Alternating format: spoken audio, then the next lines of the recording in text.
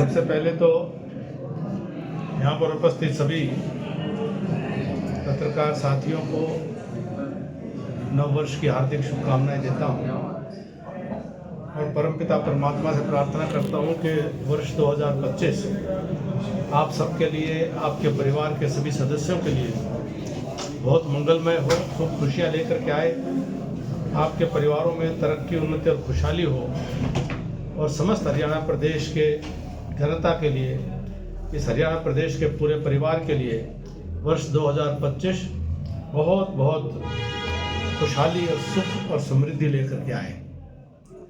आज नारनौंद के अंदर सभी जो हमारा परिवार है तो अपने परिवार के सदस्यों के बीच आकर के बहुत अच्छा लग रहा है। जब परिवार में आते हैं तो निश्चित तौर पर बहुत ऊर्जा मिलती है और हौसला मिलता है। अपने साथियों के बीच में आकर के आज फिर से एक बार साथियों के उत्साह को देख करके एक नई ऊर्जा का संचार महसूस कर रहे हैं और अपने परिवार के सुख दुख में शरीक होने का अवसर प्राप्त हुआ है। एक बार फिर जी हल्के की तो विकास की गति थी ना, और दोबारा फिर रुक गई है, कोई विकास कार्य नहीं हो रहे हैं। तो लोग कहते हैं कि भाई कैप्टन अभिमन्यु को आगे विकास कार्य करवाने चाहिए क्योंकि उनकी पार्टी की सरकार है। जी, मैं सरकार में प्रार्थना करूंगा कि हमारे क्षेत्र के विकास कार्य उनमें विशेष रुचि लेकर के अधिक से अधिक हमारे क्षेत्र के विकास कार्य सरकार करे और जनप्रतिनिधि जो चुने जाते हैं उनसे भी मैं उम्मीद करूंगा कि वो विकास कार्यों में रुचि लेकर के और क्षेत्र की आवाज़ को उठा करके जनता ने उनको अवसर दिया है। जो हमारा सहयोग होगा हम अपना सहयोग देने की पूरी अपनी जिम्मेदारी निभाएंगे। जी, राखीगढ़ी में म्यूजियम बन रहा है, बड़ा ऐतिहासिक म्यूजियम है, अभी तक पूरा नहीं हो रहा है। आपका लगाया हुआ पौधा है तो सरकार को कहें कि उसको पूरा करवाने का काम की जल्द करवाया जाए।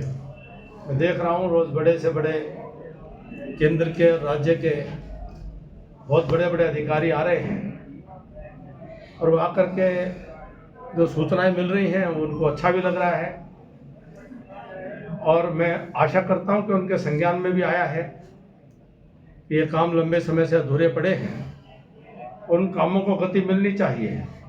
हमने कोशिश की कि राखीगढ़ी की सभ्यता के जो अवशेष हैं, सरस्वती सिंधु घाटी सभ्यता के अवशेष हैं, इस पूरी पृथ्वी पर सबसे पुराने जो ऐतिहासिक ये स्थल है, तो इसको पूरे विश्व भर में इसका जो सम्मान का स्थान होना चाहिए। हमने उसकी शुरुआत की, लेकिन जिस गति से काम पूरे हो जाने चाहिए थे, ये सही है कि वो काम उस गति से नहीं हो पाए हैं। मैं उम्मीद करता हूं कि जो अधिकारी अब चीफ सेक्रेटरी स्वयं भी होकर के गए हैं और मंत्री जी भी पिछले दिनों होकर के गए हैं, उन्होंने मुझे फ़ोन किया था, डॉक्टर अरविंद शर्मा जी ने, कि इसमें रुचि ले करके मैंने उनसे प्रार्थना की कि आप इसको अधिक से अधिक इसको नई ऊंचाइयों पर ले जाने के लिए कोशिश करें। जो हमने काम शुरू किए थे वो तो पूरे कराएं, लेकिन हमारी योजना बहुत बड़ी थी। हमारी योजना इसको अंतर्राष्ट्रीय स्तर पर लेकर के जाने की थी। तो उम्मीद करता हूं कि इतने सब जिम्मेदार लोग सरकार के, शासन के, प्रशासन के यहाँ पर आ रहे हैं, ये केवल उनके पर्यटन का विषय ना बन करके रह जाए। यहाँ पर ठोस काम होना भी चाहिए, दिखना भी चाहिए। जिस सरकार द्वारा जो भी इस क्षेत्र में कार्य करवाए गए हैं, जब भी वो बड़े मंत्री आए, कप्तान अभिमन्यु ने दूरी बनाई है जी उन कार्यक्रमों से, ऐसा क्यों? नहीं, मेरी कोई दूरी नहीं है। अरविंद शर्मा जी आए, राखीगढ़ी बड़ा महोत्सव था, मुझे सूचना ही नहीं। मुझे सूचना हो, जानकारी हो, न्योता हो, निमंत्रण हो, मैं जरूर अगवानी करने पहुंचूंगा, अपने क्षेत्र के लोगों की तरफ से स्वागत करने पहुंचूंगा, पूरा आदर मान करूंगा और याचक बन करके, झोली फैला करके अपने क्षेत्र के लिए, विकास के लिए प्रार्थना करूंगा।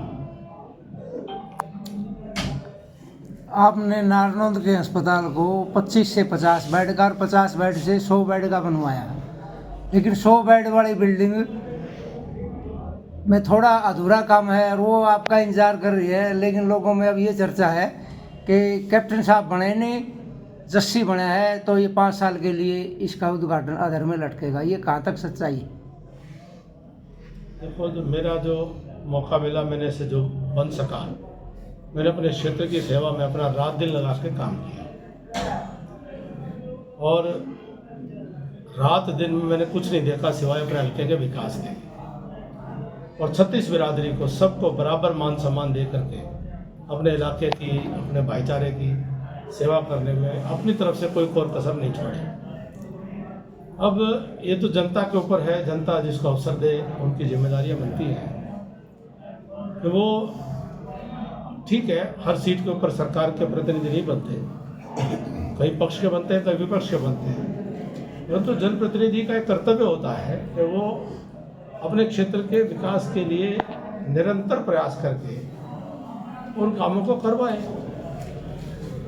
खांडा खेड़ी में मिनी यूनिवर्सिटी है, वो भी अधूरी पड़ी, उसमें भी कीकर जामी हुई है। भी मैंने कहा कि जितना मेरे बस का था, जितना मुझे मौका दिया गया, तो मैंने अपना जी जान लगा के काम किया। आज भी जितना मेरा बस का है, जहाँ तक मेरी चलेगी, मैं अपनी कोशिश जरूर करूँगा अधिक से अधिक काम हो सके लोगों के करवाने के। मेरा अपना कोई निजी काम नहीं। भाजपा के कुछ एमएलए नाराज बताए जा रहे हैं, वो मुख्यमंत्री से मिले थे कि भाई हमारे जो तबादले ना, तबादले हमारे कहने से किए जाएं। तो मुख्यमंत्री ने कह दिया कि भाई तबादले की तो ऑनलाइन हमने रणनीति बनाई हुई, ऑनलाइन ही होंगे। तो इससे कुछ एमएलए नाराज बताए जा रहे हैं। मेरा आपको ऐसी ना कोई जानकारी है, ना मैं इन चीज़ों का, मैं समझता हूँ भाजपा एक परिवार है, परिवार के अंदर बैठ करके सब बातें होती हैं और मुख्यमंत्री जी सबकी सुनते हैं। अभी कप्तान साहब को कोई बड़ी जिम्मेवारी मिलने वाली है संगठन में? मेरे पास पहले से ही जिम्मेदारी है। मेरे पास सबसे बड़ी जिम्मेदारी है कार्यकर्ता की। कार्यकर्ता जो है कभी भूतपूर्व नहीं होता। तो मेरे पास मेरी दृष्टि में बहुत बड़ी जिम्मेदारी है। मैं एक कार्यकर्ता हूँ और सदा रहूँगा। दिल्ली में चुनाव की घोषणा हुई है, 5 फरवरी को चुनाव होने हैं, 8 को मतगणना है। के साथ दिल्ली के अंदर सरकार बनेगी, दिल्ली की आपदा मिट जाएगी। दिल्ली की आपत्ति, जो विपत्ति जो दिल्ली पर आई हुई है, वो संकट जो दिल्ली पर, जो आपदा आम आदमी पार्टी के रूप में दिल्ली पर छाया हुआ है, वह इस बार मिट जाएगा और दिल्ली निश्चित तौर पर भारतीय जनता पार्टी को सेवा का अवसर देगी। और जो बहुत लंबे समय से दिल्ली में विकास रुका हुआ है, अब दिल्ली भी पूरे देश की भांति वह विकास की मुख्य धारा में शामिल होकर के डबल इंजन की सरकार पर चलने का काम करेगी। पैसे बांटने का आरोप लगाया जा रहा है। प्रवेश वर्मा की एक वीडियो भी वायरल हुई थी।